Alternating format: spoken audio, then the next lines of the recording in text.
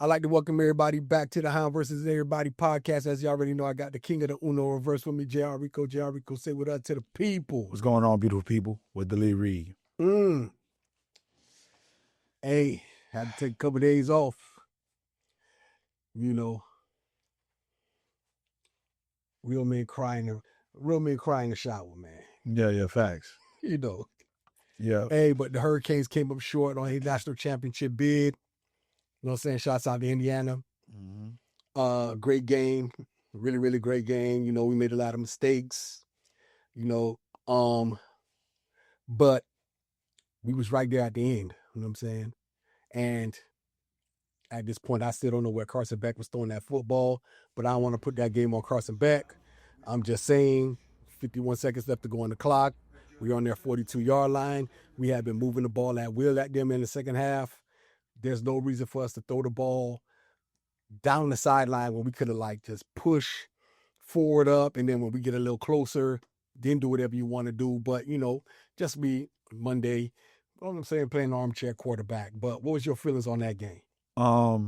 First and foremost, man, shout out to Indiana. Shout out to Coach Tegnelli and and the whole staff as well as the players. Shout out to y'all, man. That was a major win by you guys. Great success. Completed y'all undefeated season. Shout out to the fans. Definitely eating crow. Right now as a UM fan, my overall sentiments about the games, I felt like we got out-coached and outclassed. I think that there were a lot of adjustments that should have been made, especially in the fourth quarter, and it wasn't. I think the first half, the offense let us down, and I think the second half, the defense let us down, especially in the fourth quarter. But granted, this is us sitting on the couch watching the game. We don't know the dynamics of personnel when it came to the game and the nuances of personnel when it came to the game. We don't know who was injured, who was hurt, who got stage fright. We don't know. We're not there. I say this, man. Indiana made the plays that had to be made. Yeah, we did. And it was just the bottom line. Like, you know what I'm saying? Yeah. We could do all the nitpicking we want. At the end of the day, they made the plays that had to be made, and we didn't make ours. It was what it was. Like, you know what I'm saying? Yeah. We had ample opportunities to make plays. Yeah. You know what I'm saying? Keelan Marion down the sideline drops the football. The bubble screen. Hit knee hit the ground. Hard nigga hit the ground. A block punt. A block punt. I don't even know what the tight end was doing. Missed field goal before half. The half. Got 24. Ethan O'Connor can jump get a pick six. Dane jumping off sides on third down. Yeah, jumping off sides on third down. We gave them ample opportunities, and this team is, like I said, I wasn't really mad at the loss. I just said what it was. The smarter team won the game. The smarter team, the savvier team, the older team, the team that was more disciplined won that game. Yeah. And don't get it twisted. I'm not gonna sit here and play like age was a factor because we're an older team as well. It's not like we got a bunch of kids out there except for Malachi Tony.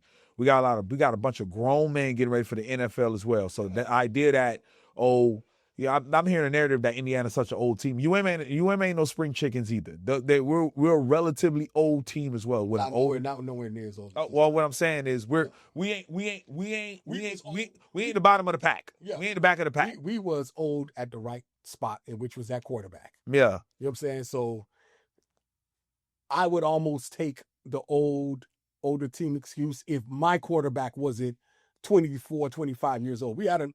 Carson Beck's a 6-year senior. Yeah. Let's just keep it 100. He's a 6-year senior. There's no reason why Carson Beck should have thrown that ball down that sideline, man. I will always say, I don't care what happened in that football game. Yeah, they shouldn't have got the block punt. Cool. Yeah, Carter Davis shouldn't have missed the kick. Cool. It happened. But with 51 seconds left on their 42-yard line, we could have driven down the field, man. And I don't understand why. I would love to have that conversation with Carson Beck and say, what decision? Yes, I heard Keelan Marion try to bail him out, saying that he didn't see the ball. He didn't know the ball was coming. It was his fault. He would have attacked the football. Whatever. Dog, it was Keelan Marion and 2 Indiana Hoosiers over there, man. On this other side, there's a number 87 wide open across the middle, and number 7 is streaking down the sideline, man. Carson Beck ain't even looked that way. He said down, set, hike, and just chugged that football, man. No pressure on him, no nothing. At the end of the day, I'd rather Carson Beck would have tried to just methodically move his way down the field, and then we live and die with the results. Win or lose, I would have been perfectly fine with that. Now just chugging it up at the back of the end zone, nah, man. It's like I think just like, I man, think the hell with the season. I'm good. I think Carson Beck wasn't all there. He could have been concussed. And I think he took a hard hit. And I think you might be right at with the end of your statement. He like, bro, I'm trying to win this game now.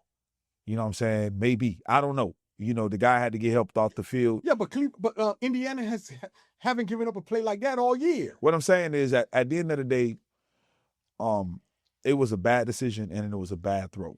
You know what I'm saying? I could live with a bad decision, but your arm is strong enough to throw that shit to the back pylon and let Marion either go get it or it's going out of bounds.